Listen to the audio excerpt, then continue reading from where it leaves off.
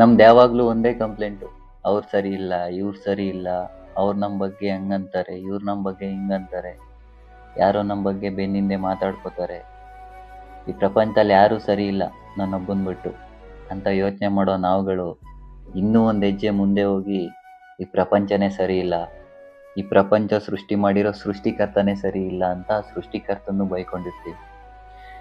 ಹಿಂಗೆ ಒಂದಿನ ಒಬ್ಬ ವ್ಯಕ್ತಿ ತುಂಬಾ ದೂರದಿಂದ ನಡೆದು ಸುಸ್ತಾಗಿ ವಿಶ್ರಾಂತಿ ತಗೊಳಕ್ಕೆ ಅಂತ ಒಂದು ಸ್ಥಳ ಹುಡುಕ್ತಾ ಇರ್ತಾನೆ. ಹುಡುಕೋ ಸಮಯದಲ್ಲಿ ಅವನಿಗೆ ಒಂದು ದೊಡ್ಡ ಹುಣಸೆ ಮರ ಕಾಣಿಸುತ್ತೆ. ಆ ಹುಣಸೆ ಮರದ ಕೆಳಗಡೆ ಹೋಗಿ ಸ್ವಲ್ಪ ಹೊತ್ತು ಮಲಗ್ತಾನೆ. ಮಲಗಿದ್ದು ಎದ್ದಾದ್ಮೇಲೆ ಆ ಮರನ ನೋಡ್ತಾನೆ. ಆ ಹುಣಸೆ ಮರ ತುಂಬಾ ವಿಶಾಲವಾಗಿರುತ್ತೆ, ತುಂಬಾ ದೊಡ್ಡದಾಗಿರುತ್ತೆ, ದಪ್ಪ ಕೊಂಬೆಗಳಿರುತ್ತೆ.